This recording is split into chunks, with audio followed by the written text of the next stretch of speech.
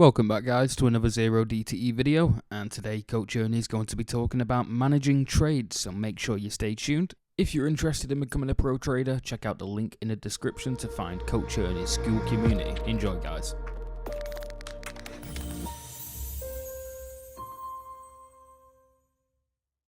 Hey Coach, just curious if you could run through, I know your big ass fly is probably doing quite well at the moment. Just could you go through just quickly how you manage it from here until 11 o'clock and decide when to take profit? As long as it stays within these plus or minus 10 points here, I'm going to stick with the trade. The way I manage it is the way I manage any out of the money fly that I manage as well. I note the maximum profit that has been generated. Right now, it's about $1,150.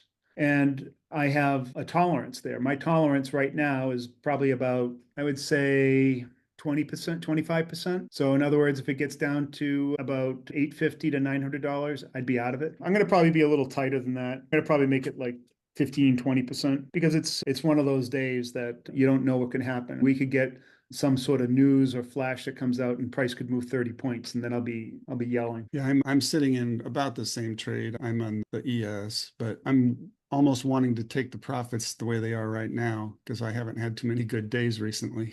There's nothing wrong with that. Then take the profit. There you go.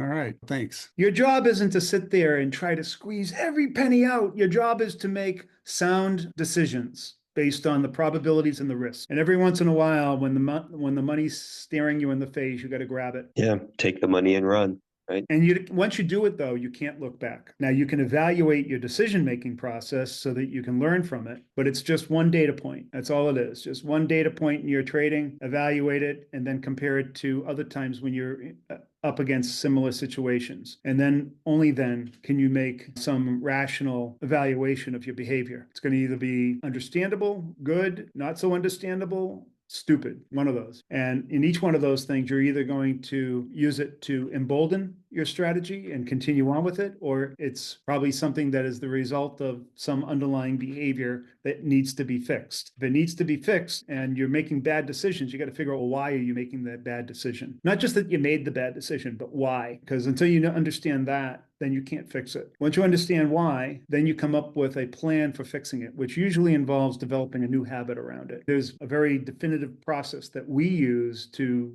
build new habits, and it's not any different than what other people do to build habits, but I talk about it in great length. If you go to the coach's channel, you'll find that there's a lot of stuff in there about building habits. I've written up on it quite a bit. Study it, and you need to become an expert at habit building and habit maintenance. It is one of the fundamental aspects of everything that we do. It's the reason why we try to create this sort of continuous improvement process so that we can have that mechanism for actually doing the improvement part of continuous. You can have continuous all you want, but if there's no improvement, then it's useless, right? The improvement part is the habit building, the recognition, the 4 steps: recognition that there's a problem, understanding what the root cause is, developing a cessation, and then implementing the cessation plan until it's fixed. Thanks for watching guys, I hope you enjoyed the video, and if you did, make sure you hit the subscribe button and the like button below. If you're interested in becoming a pro trader, remember to check out the link in the description for Ernie's Skool Community.